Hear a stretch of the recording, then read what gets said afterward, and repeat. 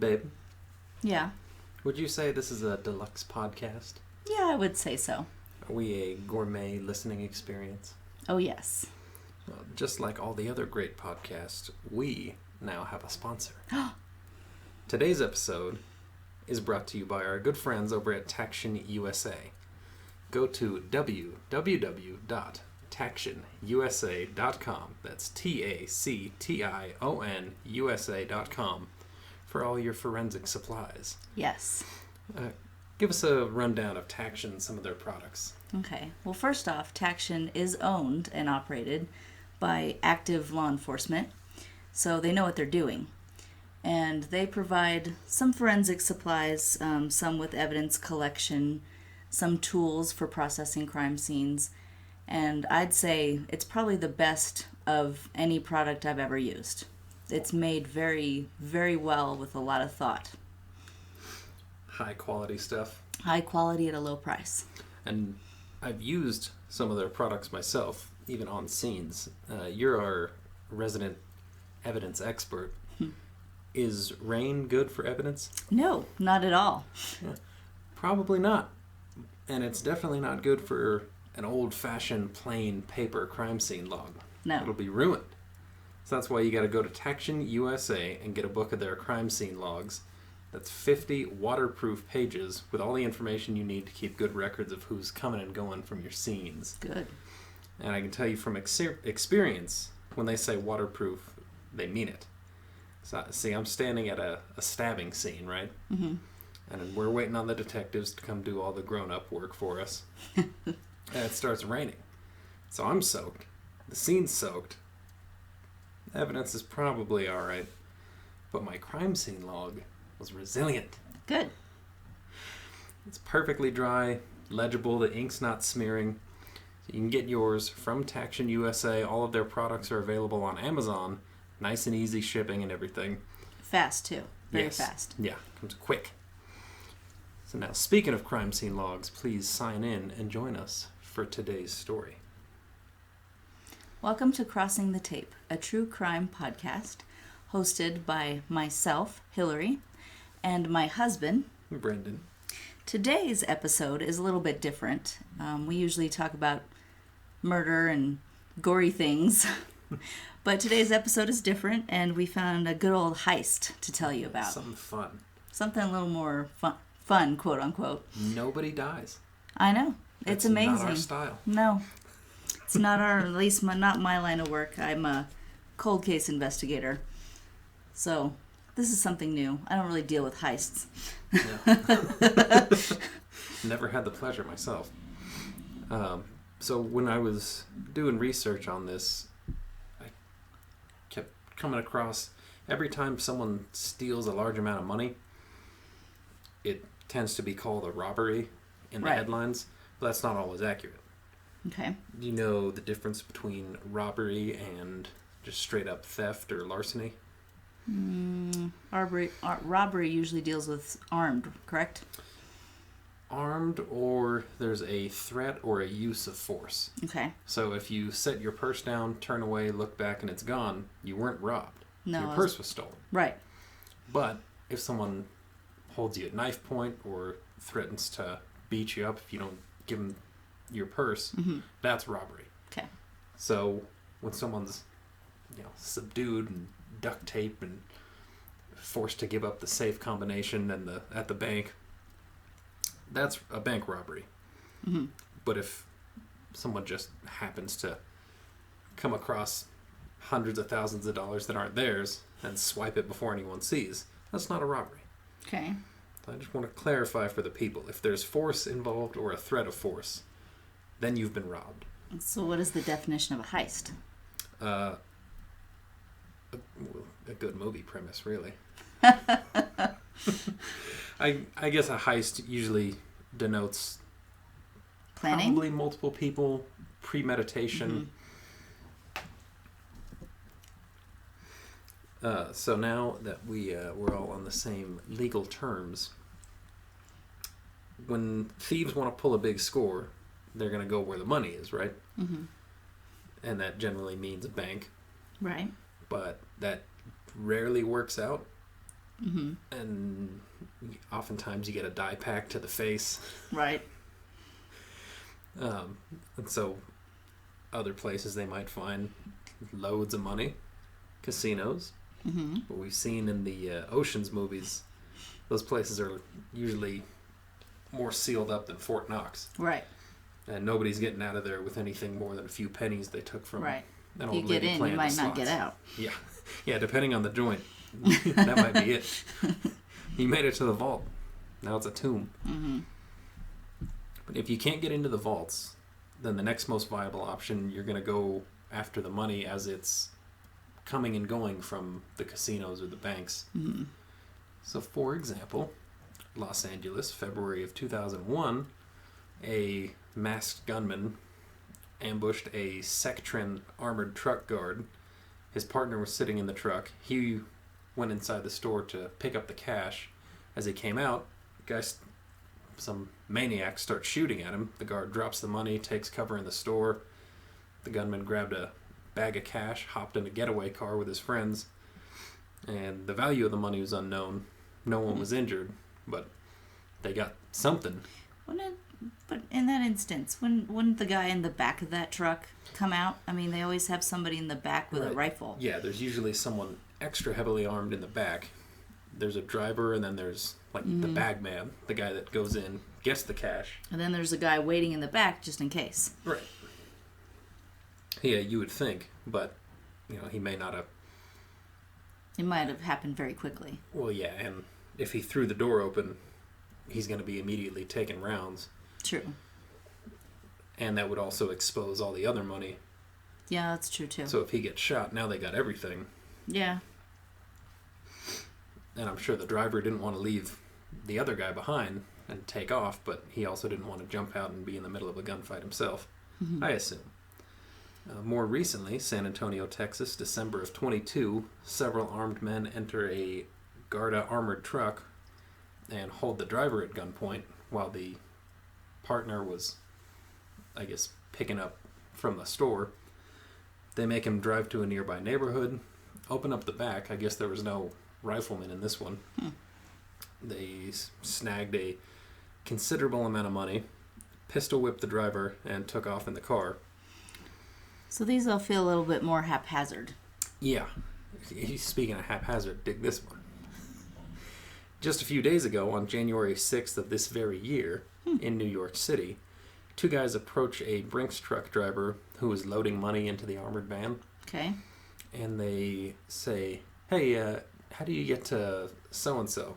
And as the guy's trying to give him directions, he ends up putting down on the bumper of the car the bag of money, which is ill-advised. Well, yeah. Because then the two guys' friend, the third guy, snagged the bag of money, and they all split. And it contained $300,000 just in that one bag. Seems like you would lock that money up and then give them directions. Or tell them I don't know. Yeah. I don't know. I'm not from here. I don't. Leave me alone. I got hands full. I got $300,000 in a bag. I don't have time to talk. That's true. That's probably the best way. I got no business with you people. Sorry. Good luck. That guy over there is selling maps, and then you hop in the car and get lost. So Try Google. He made the mistake of setting the bag down. Yeah. And that's exactly what they wanted. But that was just a crime of opportunity. That wasn't... Oh, yeah. Wasn't planned. Right. So all three of those were somewhat lucrative, but the most lucrative cash robbery in U.S. history didn't involve an armored car, but the whole armored car depot. Mm-hmm. Have you heard of Dunbar Armored? I have, just from my research. See, I hadn't either, but they're a company similar to like Brinks. Garda. Yeah. They specialize in cash management, storage, transportation, using armored cars, of course. So when banks don't want to have the risk of having zillions and squillions of dollars in their vault, they use that they company. Have this company come pick it up. They store it in their vault where they've got armed guards 24/7, so many security clearances, cameras everywhere, so that nobody can get it into the cash. And then when the bank needs money, they have the company bring their money back to them. Right. But also regular, mom and pop grocery stores, high-end stores, malls, all that. they'll all use this company for the same reason, and they also store like money that's headed for ATMs. So they'll get brand new, fresh, sequentially numbered bills. Right. And then go load up the ATM machines. So they're a cash management security company. Well, L.A., not Louisiana. Okay. L.A. L.A. Yeah, Los LA. Angeles. In 1997, there's a fella with the regal name of Alan Pace III. I'm glad you put the third in there. I was going to remind you. Yeah, he is of the third. Yeah, he's not a junior. This is a generational man. Yes. Alan Pace III. He was the regional safety inspector for the Dunbar Armored Facility in downtown Los Angeles. He'd worked there about a year and a half, and he came to realize his position was kind of unique because it gave him insight into all the security measures, the employees' schedules, their habits, the layout of the facility, and knowledge of like where and exactly how the money was kept. Probably a schedule and of all that. Yeah. Intake, outtake. Yeah, and his job was, safety inspection, so he could go wherever he needed to. Everything from making sure like cameras were operating, make sure the fire extinguishers were working right. So he had the run of the place and knew everybody there, and basically the blueprints in his hands for the whole shebang. And he figured with the right preparation, he could probably make off with a pretty unbelievable amount of money and never be caught. But instead of doing it alone, he reached out to his few childhood friends. Do you have the names of these characters? I believe so. So, among his childhood friends were Eric Damon Boyd, Eugene Lamar Hill Jr., Freddie McCrary Jr. Is it McCrary? I think so, yeah. McCreary. Terry Wayne Brown Sr. And Thomas Lee Johnson. They sound like movie names. They do. Tommy Lee. Juniors and seniors in there. And the third. We've got the third. We've got these guys. Those poor guys that don't have a title at the end, man. The guys that were just named just because. You don't get Grandpa's name, you're a disgrace. Well, they were childhood friends, but they all worked as bouncers at different clubs around LA. So they were used to working as a team and trusted each other, and they all had some knowledge of firearms. Right. They carried them as bouncers, correct? I don't know if they were like, or allowed armed to. Security. Yeah. They may have. They might have. Nobody knew. But they all had some experience with firearms. And knew how to impose their will.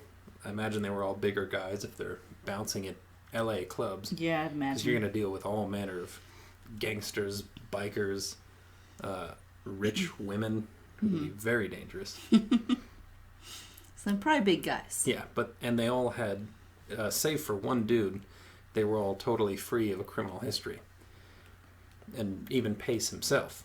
Right. So this guy who's never gotten into any trouble decides, like, we could just do an incredibly serious... Right, serious... major felony heist. And nobody would know. Right. And just to backtrack, the one guy that had the criminal record, I couldn't find anything about what it was that was on his record. Could you? I couldn't find exactly what his issue was, but I think it was something firearms related. Probably. Because we'll find out later that the trouble he gets in is a worse bit different. because it involved a gun and he had a criminal past.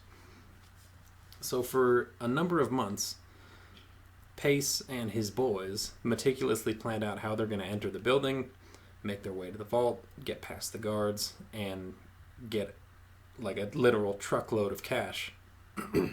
And they pulled out every movie heist trope that you could imagine. So they had the ski masks, radios, they used code names, They had I guns. didn't know about the code names. Yes. Yeah, they referred to each other by numbers. Oh, okay. So instead of, like, hey, Alan, move up and Right. have somebody here, Okay.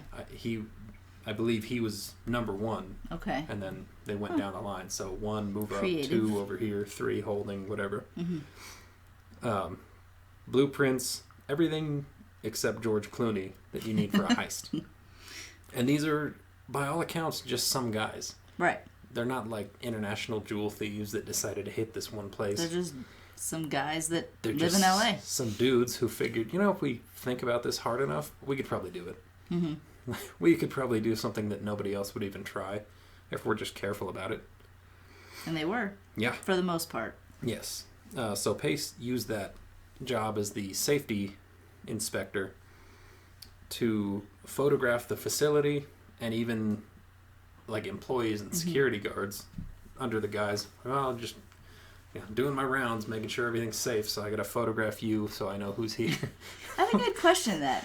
I would think it's weird. Don't you think he is the safety, he's actually the safety inspector supervisor. I was gonna say he was like a manager. Yeah, so. But well, if he needs, still, he knows his job. Why can't you just see my badge? I mean, why didn't you take my picture?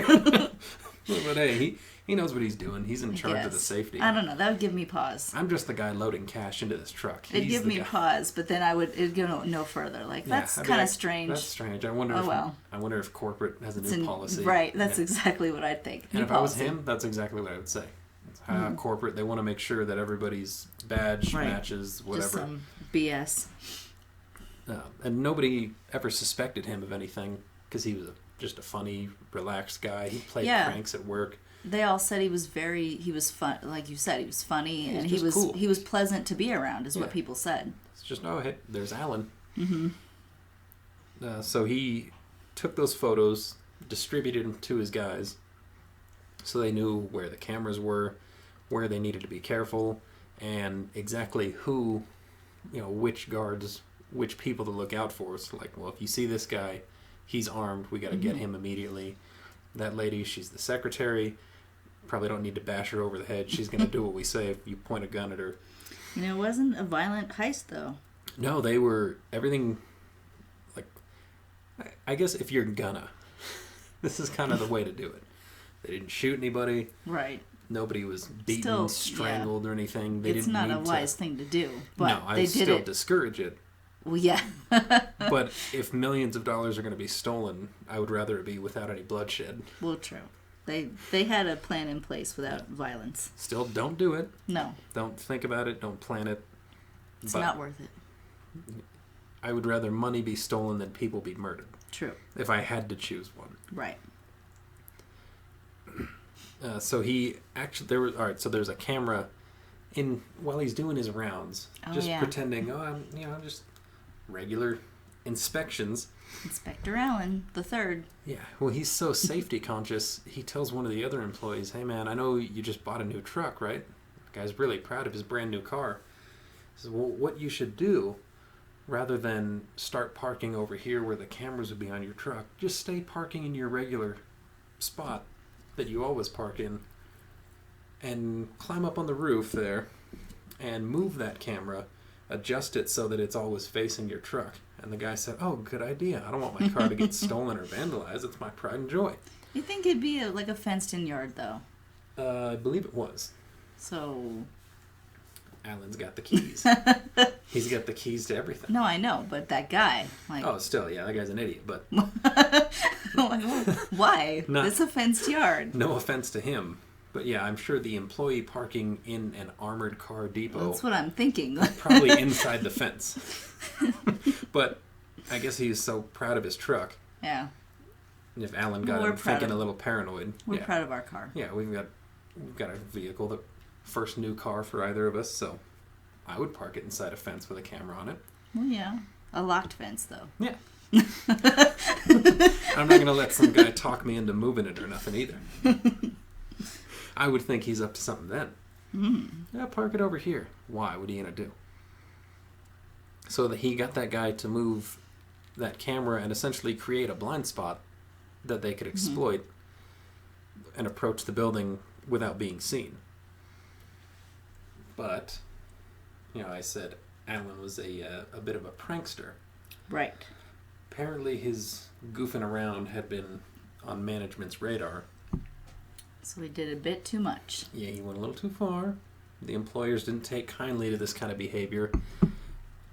I guess as a joke, he removed one of the headlights from one of the armored trucks. Oh, really? I didn't read that. Yeah, that's the prank that got him in trouble. I was about to ask, what kind of pranks? Like, it's not a kick me sign on someone's back, but right. What could possibly be funnier than driving down the road, That's turning your headlights stupid. on, and realizing you only have one? Well, that's kind of dumb. I think that's what everyone thought, which is why it became a problem. It was one of those things. He probably thought was hilarious, but it didn't. Execution wasn't done correctly. Why? Like, yeah. Like, why is that? I don't understand. Like, you do the classic trick of finding a dead skunk and putting it in someone's back seat. That's now salt that's a and goof. sugar for the coffee. Like, you're gonna go old school. yeah, mix up. Or the lid that's it's a little loose, so it just dumps into your coffee. Too much sugar. Offer to make the coffee from now on. Switch it out with decaf, and then once everyone at work is over their caffeine addiction, espresso. After like 3 weeks of doing that, jam them up with espresso. Wow, you're devious. Bouncing off the walls. Don't do that here at home. Hmm? Hey, I'll know if there's caffeine. Yeah. So anyway, he's planning the heist of the century. Mm-hmm. And he still decides, I guess, to keep up appearances. All right, I'm going to goof around and take a headlight off a truck. And he just left it laying there. It's not like he stole it. Yeah. It wasn't it's like probably he expensive, embezzled too. the headlight. Yeah, it's an armored truck, so it's Because, probably...